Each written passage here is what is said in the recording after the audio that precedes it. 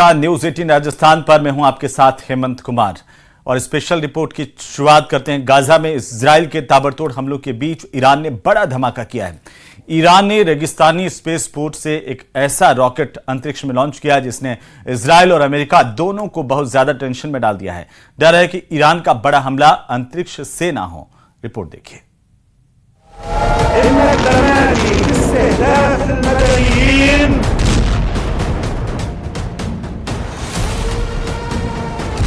Space में पहुंची Khamenei की सैटेलाइट मिसाइल।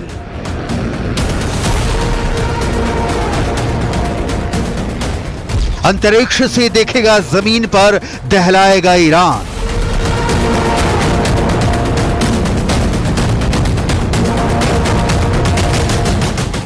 आईडीएफ का दक्षिणी लेबनान में 55 रॉकेट धमाका।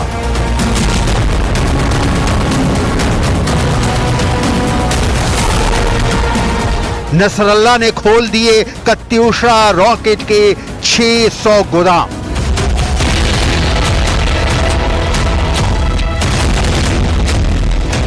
इजराइल अब अनलिमिटेड अंधाधुंध हमले कर रहा है। गाजा में हमास लड़ाकों को दौड़ा दौड़ा कर मार रहा है। लेबनान में हिजबुल्लाह लड़ाकों को बारूदी धमाके से दहला रहा है। लेकिन नेतन्याहू आर्मी के लिए टेंशन देने वाला मैसेज तेहरान से आया है। इजराइल का कट्टर और सबसे बड़ा दुश्मन बहुत बड़े वॉर के लिए रेडी हो रहा है। स्पेस से इजराइल को दहलाने का रोड मैप खामनेई के टॉप कमांडर्स ने बनाया है। यह ऐसा वॉर प्लान है जिसकी काट ना तो अमेरिका के पास है ना ही इजराइल के पास। खामनेई के इस टेरर की पूरी डिटेल टेल अवीव तक पहुंच चुकी है। खामनेई की इस ग्रीन फाइल के सीक्रेट्स क्या क्या हैं आपको दिखाएं, उसे देखने के पहले वॉर जोन में मचे बारूदी घमासान की तस्वीरें भी देखते रहिए। यहां मिसाइलों की आंधी और रॉकेटों का तूफान आसमान में दिखाई दे रहा है। पहले इजराइल डिफेंस फोर्स की मार देखिए। यह हमला एक झटके में 55 रॉकेट धमाके का है। इजराइल ने हिजबुल्लाह के वॉर हेडक्वार्टर को बारूद से पाटकर कई लड़ाकों को खबर में पहुंचा दिया है। इजराइल ने लेबनान के सफेद शहर और आसपास के इलाके में यह हमला किया है। आईडीएफ के रॉकेट अटैक से सफेद शहर में कई जगह भीषण आग लग गई। सफेद फ्रंट पर हिजबुल्लाह को निशाना बनाने के बाद आईडीएफ के जंगी जेट दक्षिणी लेबनान के काफ्र रुमान में बमबारी की है। इजरायली लड़ाकू विमानों ने दक्षिणी लेबनान के ब्लीडा में एक इमारत पर हमला किया। इस बिल्डिंग में हिजबुल्लाह के कई लड़ाकों के मारे जाने की आशंका जताई जा रही है। इजराइल के हमले के बाद हिजबुल्लाह ने पलटवार शुरू कर दिया। नसरल्ला के फाइटर्स ने ये वीडियो जारी कर उत्तरी इजराइल में रॉकेट बरसाने का दावा किया है। हिजबुल्लाह फाइटर्स ने रॉकेट अटैक में इजराइल के तोपखाने के अड्डे को तहस नहस किया है। हिजबुल्लाह का हमला गैलीली सागर के उत्तर पश्चिम में इजरायली तोपखाने के अड्डे पर हुआ। हिजबुल्लाह ने आईडीएफ की इफ्ताह एली फ्लीट में इजरायली सैन्य इकाई को दहलाया है। यहां आईडीएफ की 282वीं आर्टिलरी और प्रिसीजन मिसाइल ब्रिगेड का 20 मुख्यालय है। हमले में कत्यूशा रॉकेट की बौछार कर तोपखाना उड़ाया गया। हालांकि हमले में किसी जवान को कोई नुकसान नहीं पहुंचा है। هدف هذه المعركة منع إسرائيل من الانتصار، منع إسرائيل من القضاء على المقاومة الفلسطينية، منع إسرائيل من القضاء على القضية الفلسطينية المهددة. هذا يجب أن يكون هدف، لأنها لو وفقت إسرائيل في هذا الهدف كل المنطقة كما ذكرت قبل قليل ستكون في خطر। लेबनान की तरह जोरदार भिड़ंत हमास में भी शुरू हो चुकी है, जहां हमास फाइटर्स ने सुरंगों से निकलकर आईडीएफ पर पलटवार शुरू कर दिए हैं। गाजा में हमास के हमले के बाद इजराइल ने स्कूल के करीब बने हथियार डिपो को उड़ाने का ऐलान किया है। आईडीएफ ने गाजा शेख राडवान इलाके में 2 इमारतों को जंगी जेट से दागी मिसाइल से मटिया मेज कर डाला है। इजराइल ने हमले के बाद दावा किया है कि इन इमारतों में हमास लड़ाके युद्ध के हथियार की फैक्ट्री चला रहे थे। दार अल अरकम स्कूल के पास हमास के बारूदी कारखाने को जमींदोज होने के बाद पूरे इलाके में अफरा तफरी मच गई। हमास ने अड्डे के बर्बादी पर इजरायल के दावे को झुठलाते हुए इसे नागरिकों पर हमला बताया है, क्योंकि आईडीएफ की मिसाइल स्ट्राइक में 5 लोगों के मारे जाने की जानकारी सामने आई है। गाजा सिटी में हमास के ठिकाने पर हमले के कुछ ही देर बाद इजरायल के अश्कलोन में 2 रॉकेट दागे गए हैं। गाजा पट्टी से दागे गए दोनों रॉकेट में से एक को एयर डिफेंस सिस्टम ने मार गिराया, वहीं दूसरा रॉकेट समंदर में जा गिरा। हिजबुल्लाह और हमास दोनों से अकेले जंग लड़ रहे इजरायल का सबसे बड़ा खतरा अब स्पेस से आने वाला है, जहां ईरान ने पूरी ताकत लगा रखी है। ईरान ने रिवॉल्यूशनरी गार्ड रिसर्च सैटेलाइट को स्पेस में भेज दिया है। आरजीसी का बनाया रॉकेट स्पेस में रिसर्च सैटेलाइट के नाम से भेजा गया है।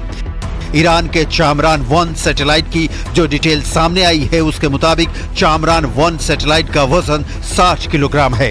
ये अंतरिक्ष में 550 किलोमीटर की कक्षा में सफलतापूर्वक पहुंचा है। चामरान 1 का मिशन स्पेस हार्डवेयर और सॉफ्टवेयर का टेस्ट करना है। स्पेस में ईरान का पावरफुल होने का मतलब इजरायल की मुसीबत है। ईरान ने हाल के दिनों में लगातार 13 सैटेलाइट लॉन्च किए हैं। जनवरी 2024 में ईरान ने 15 दिनों के भीतर 2 सैटेलाइट लॉन्च की थी। ईरान के सेमनान में इमाम खुमैनी स्पेस पोर्ट से यह लॉन्चिंग की गई थी। जिन सैटेलाइट को स्पेस में भेजा गया था उनके नाम मेहदा, केहान 2 और हत्फ 1 बताया गया था।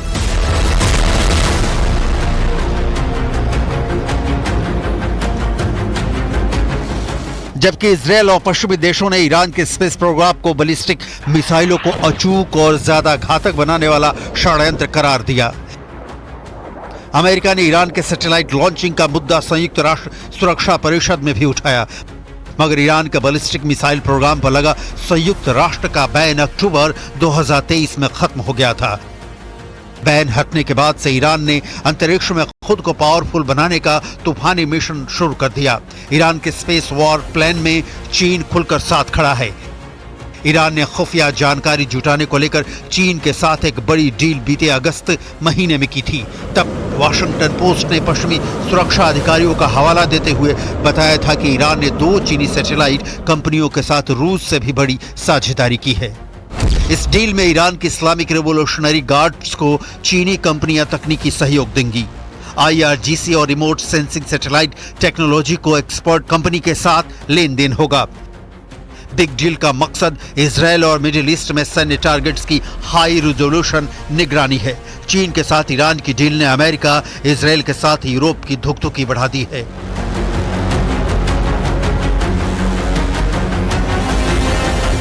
वाशिंगटन पोस्ट की रिपोर्ट में ईरान चीन की डील के खतरों का जिक्र किया गया है। रिपोर्ट में चेतावनी दी गई है कि समझौते के जरिए ईरान को अपनी बैलिस्टिक मिसाइल को टारगेट तक सटीक तरीके से पहुंचाने में मदद मिलेगी। साथ ही ईरान अपने ऊपर हुए मिसाइल हमलों को लेकर भी अलर्ट रहेगा। इसके अलावा ईरान अपने क्षेत्रीय सहयोगियों जैसे यमन के हूथी विद्रोहियों और सीरिया और इराक में विभिन्न संगठनों के साथ सैटेलाइट से मिले खुफिया जानकारी साझा करेगा, जो अमेरिका के सैन्य ठिकानों और कारोबारी जहाजों के लिए बर्बादी का सबब बनेगा।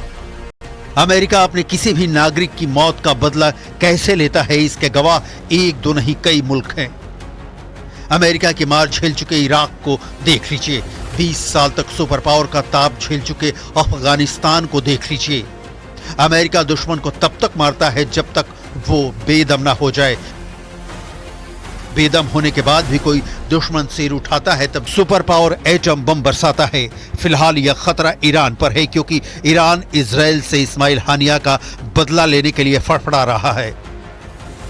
चीन और रूस की शह पर अमेरिका को आंख दिखा रहा है, लेकिन युद्ध के हालात में ईरान का साथ कौन देगा, इसकी कोई गारंटी नहीं है।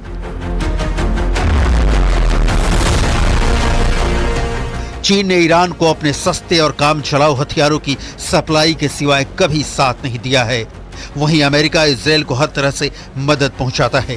हमास पर बरस रही मिसाइलें हों, हिजबुल्लाह के अड्डे पर फट रहे रॉकेट हों, या फिर हूथी विद्रोहियों को दहला रहे जंगी जेट, ये सभी हथियार मेड इन अमेरिका हैं।